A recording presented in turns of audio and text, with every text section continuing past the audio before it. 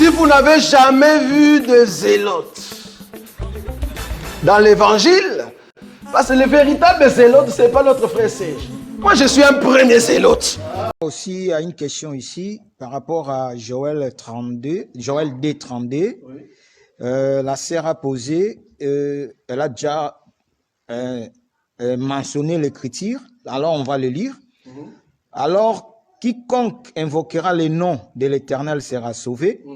Le salut sera sur la montagne de Sion et à Jérusalem, comme a dit l'Éternel. Et parmi les réchappés que l'Éternel appellera. Elle a posé cette question, que cette écriture va s'accomplir quand? Pendant le millénium. Le rescapé ici, c'est ça le reste d'Israël. Parce que quand ils vont crier les noms de l'Éternel, ils seront sauvés. C'est le rescapé. Parce que les 144 000, ils vont crier les noms de l'Éternel, mais on va les tuer. La Vierge fait la même chose. Parce que la Vierge sage est déjà montée. Qui va au fait crier les noms du Seigneur? C'est le rescapé. Là-bas, on dit le réchappé. C'est-à-dire le fouillard. Ceux qui vont fuir, en fait. Quand ils vont crier que Seigneur aide-nous parce qu'on va nous tuer, comme il fait partie des rescapés, il sera sauvé parce que le salut sera sur eux. Ça va? Est-ce qu'il y a encore une dernière question, comme ça on termine? Il y a beaucoup de questions ici. On va prendre seulement une question. Sur les réseaux sociaux, mais malheureusement, moi je n'étais pas là. J'ai donné ces charges à quelqu'un. Mais... On donne à Owen alors. Voilà. La question. Frère Owen. Une question? Oui. Donc. Ah ouais. Alors j'ai une question encore. Oui. Tu as beaucoup de questions, je sais. Oui, vas-y. Ils disent que l'évangile aussi a été prêché aux morts. Aux morts? Ah oui, par rapport à Christ. Ils sont morts. Oui, par rapport à Christ. Qu'ils soient jugés à la chair, ils vivent selon l'esprit. Bon, ce n'est pas que l'évangile est prêché comme si Jésus est descendu, il dit recevez le Seigneur dans le séjour des morts. Non. En fait, quand on dit l'évangile, c'est-à-dire bonne nouvelle. Or, la bonne nouvelle étant Christ, Christ est descendu, sa lumière a mis directement la séparation dans le séjour des morts entre ceux qui ont marché avec l'esprit de Christ. Tu vois, comme la Bible le dit, il les a mis directement dans le sein d'Abraham, et les autres qui n'avaient pas, en fait, l'esprit de Christ, ils sont directement dans le séjour de mort. C'est ça, en fait, l'évangile qui a été prêché. Ça va? Merci beaucoup. Ouais. Ça va? Docteur, oui. Par rapport à nos bien-aimés qui nous regardent en direct, beaucoup de questions, on n'a pas pu répondre. Par la grâce de Dieu, je vais prendre toutes vos questions et puis je vais vous répondre par la grâce de Dieu. Donc, je vais le faire aujourd'hui. Après, je vais prendre toutes vos questions et puis je vais répondre parce que je sais que vous êtes préoccupés. Alors, par la grâce de Dieu, je vais répondre toutes vos questions. Quand je vais retourner, je vais prendre vos questions et puis je vais répondre. Comment ça? Par le messenger. Donc, je vais commencer à prendre des questions et puis je réponds en messenger. Ah oui, mais d'abord, on peut le prendre aussi, on le répond après. Oui, ou bien on répond après. Peut-être la semaine prochaine. Les premiers, ça sera pour les mariages, c'est ça que je dis. On peut toujours répondre rapidement, mais c'est vraiment pour le mariage. Ça va. Ça va. On va toujours les noter. Ça va. J'ai une question concernant la foi et les œuvres. La foi et les œuvres, oui. Nous serons sauvés par la foi ou par les œuvres. Là, tu parles de Jacques et Paul. Voilà. Là, tu parles de Jacques et Paul. Parce que Paul dit, montre-moi tes œuvres, je veux voir ta foi. Mais l'autre dit, il faut d'abord avoir la foi, c'est comme ça que ça produit les œuvres. Je crois que les deux marchent ensemble. Alors, on ne peut pas dire qu'il y a contradiction. Donc, il y a complémentarité. Ils se sont complétés. Une personne qui a des œuvres de la foi, c'est pas si la personne a la foi. Si tu manifestes les œuvres de la foi, c'est parce que tu as la foi. Mais un païen, il ne peut pas les manifester parce qu'il n'a pas la foi. Même s'il faisait des œuvres. C'est-à-dire, il prend de l'argent, il va commencer à donner les gens caritativement. Et c'est cette personne qui a la foi. Tu n'as pas la foi en Christ Jésus. Parce que la foi, c'est en Christ Jésus. Tu vois? Nous avons foi en Christ Jésus. Mais si je crois en Christ Jésus, je dois manifester les œuvres. Je ne sais pas si tu vois. Une personne qui fait parfois les œuvres. Mais il n'a pas la foi en Christ. Il n'a pas crié au Seigneur Jésus. Mais non, on n'est pas sauvé par les œuvres. Si tel est le cas, mais les Beyoncé vont entrer au ciel. Beyoncé, il va entrer au ciel. Angelina, comment Jolie. Il va entrer. Bill Gates, il va entrer au ciel. Parce que ce sont les œuvres qu'on voit. Donc, c'est pas. Oui, non. La dernière question, oui. En fait, tu as toutes les questions. Oui, vas-y. En fait, on parle de l'unité. Oui. C'est-à-dire que vous avez parlé de l'unité. Oui. Et moi, Date.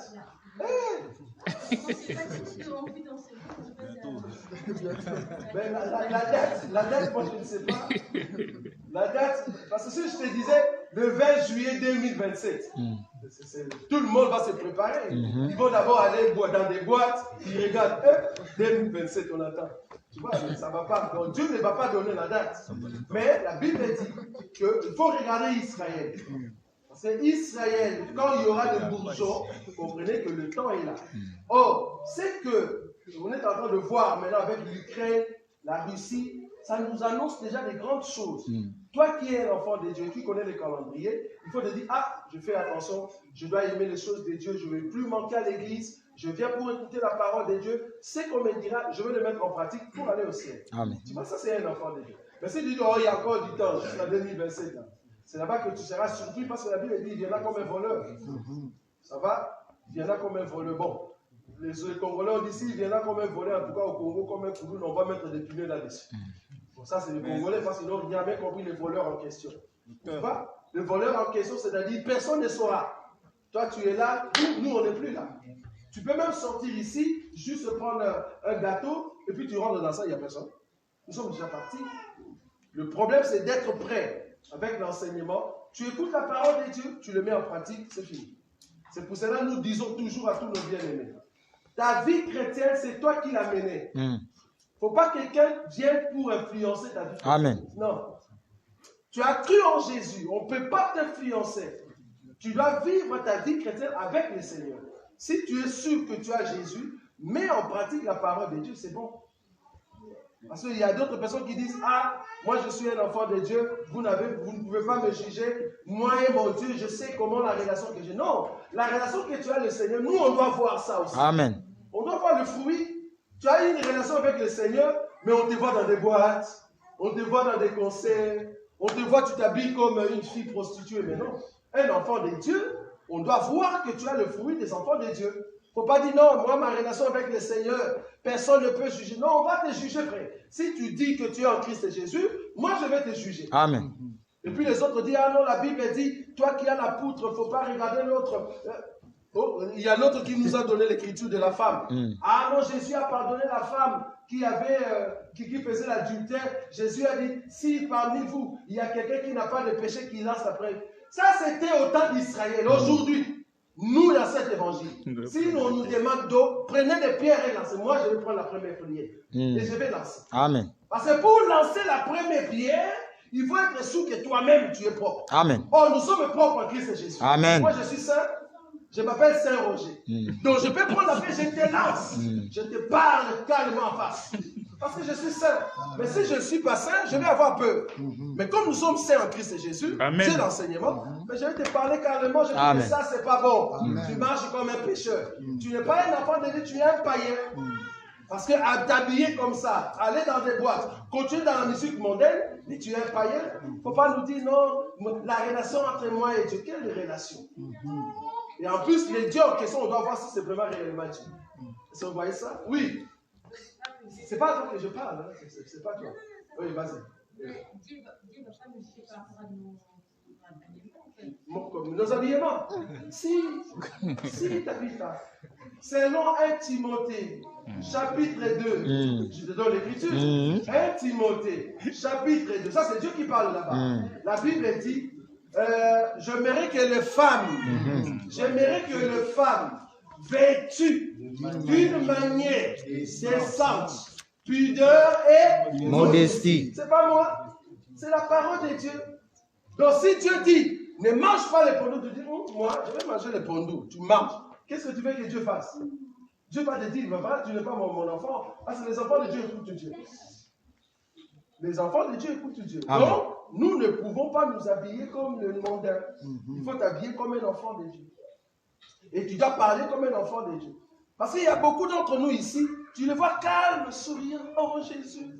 Mais essaie seulement de prendre un problème avec la personne. Donc, on ne te connaît pas bien. Donc, toi, ce que tu nous montres, ce n'est pas toi. Donc, tu as deux faces. Tu vois? Or, un enfant de Dieu est tué à l'intérieur. C'est Dieu qui nous a tués. Il y a même la femme, tsunami dans Kati, il a dit, c'est le soleil qui m'a brûlé. Je n'avais pas cette couleur. Mais le soleil m'a brûlé, je suis devenu noir. Donc un enfant de Dieu doit accepter que Dieu puisse le brûler à l'intérieur. Et c'est comme ça que tu vas aller aussi. Amen. Sinon, tu vas rater. C'était la question que j'avais constatée, c'était comment mettre en pratique la parole de Dieu. Oui. Mais mettre en pratique la parole de Dieu, ça viendra le Saint, donc il ne faut pas rater. Non, les premiers mails ne manquez pas, on va répondre à cette question. Malheureusement, Donatelle, on a terminé, on s'est mis debout, oui, mais on prend seulement la question du monsieur. Ok, on est debout. Oui, frère. Concernant les concerts payants. Merci, on peut se mettre debout. Concernant les concerts payants, est-ce que c'est biblique ou pas? Parce que je sais que l'évangile est gratuit, mais est-ce que c'est biblique ou pas les concerts payants? Les concerts payants veut dire quoi? Les concerts payants veut dire, j'entre dans le studio. Je prends l'enseignement, je le mets sur un support, je le ramène, je vous dis, achetez mon enseignement, mais c'est un enseignement en mélodie. Or, la Bible dit, vous avez reçu gratuitement, donné gratuitement. L'onction que tu as de chanter, l'onction de l'enseignement que tu as, tu ne peux pas vendre ça. Non, c'est condamnable. On ne peut pas payer pour un concert. Un concert doit être gratuit. Normalement, la personne en question qui a fait ce concert doit avoir l'église. Pour dire, l'église, vous savez me soutenir pour que le concert se passe. Nous, l'église, on va soutenir ça. Tu peux chanter, tu peux faire tes CD, mais il ne faut jamais vendre. Il ne faut jamais faire, non. Tu ne peux pas vendre des CD, tu ne peux pas faire des concerts payés. Ça va? Est-ce qu'on est d'accord? Nous allons remercier le Seigneur. Est-ce que vous êtes d'accord? Mais on peut acclamer le Seigneur, non? Même si on a pu le dire.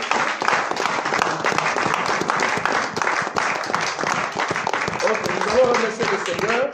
Notre Père, nous te disons un grand merci. Merci pour ce temps. Merci pour ce moment que tu nous as donné dans ta présence. Tu es le Dieu qui éclaire nos pas. Nous croyons que tu vas encore nous accompagner pour avoir l'intelligence qui vient de toi. Bénis tout un chacun de nous et que ta grâce nous accompagne. Nous voulons mettre en pratique ta parole, Jésus. Nous voulons marcher selon toi et non pas selon nos pensées. Nous voulons être des jeunes. Nous voulons être des papas et des mamans qui respectent ta parole et qui les mettent en pratique. Même dans nos familles, Seigneur, donne-nous la force de mettre en pratique ta parole. Parce que c'est dans cela que nous irons au ciel à la rencontre de celui qui est éternel. Bénis tout un chacun de nous et que nos cœurs s'attachent à cette parole. En ton nom, Jésus-Christ, que nous avons ainsi prié. Amen. Amen. Nous pouvons nous asseoir. Voilà. Donc, nous sommes assemblés des élus de Bruxelles. La salle ici, c'est notre salle de réunion. Nous nous réunissons ici pour ceux qui sont venus pour la toute première fois. Je crois, il y a des bien-aimés qui sont venus pour la toute première fois qui sont là. C'est la sœur ici, déjà, je vois, parce que le frère, je le connais, et notre sœur qui est. Ça va? Ici aussi. Ici aussi. Ah oui. Mais tu peux te mettre debout, ma sœur. Tu as posé de belles questions. Oui, avec nos frères aussi. Bah, ouais, pas toi, pas toi quand même. Voilà. Donc, nous, voilà, il y a plus le bien-aimé qui est là. Donc, que Dieu vous bénisse. En fait, nous sommes assemblés des élus, une assemblée qui regarde les Écritures avec de myope. C'est-à-dire, tout ce que tu as entendu et tu veux savoir la vérité, nous donnons la vérité enseignée.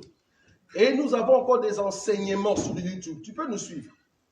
Et il y a beaucoup d'enseignements. On a plus de 450 vidéos sur YouTube.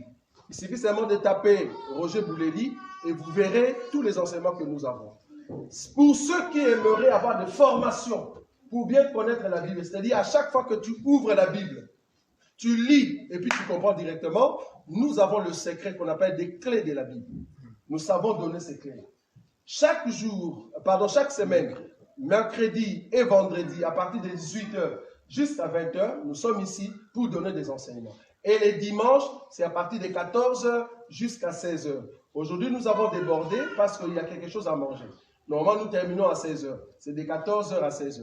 Donc, si vous venez ici, moi, je vous rassure que vous allez vraiment avoir des bagages. Et vous saurez affronter des gens avec des écritures parce que vous avez des clés de la Bible et vous savez voir beaucoup de choses. Et beaucoup de choses que vous avez déjà entendues. Vous allez comprendre que ce n'était pas juste. Parce qu'ici, vous verrez directement la vérité par rapport à ça. En tout cas, vous êtes une bénédiction pour nous. Votre présence nous a vraiment émus, si je peux le dire ainsi, et ça nous encourage. Donc, ne manquez pas prochainement. Si vous avez le temps de nous visiter, passez. Dieu ne manquera pas aussi de vous bénir. En tout cas, merci beaucoup. Que Dieu vous bénisse. Nazako matangai ngana za komata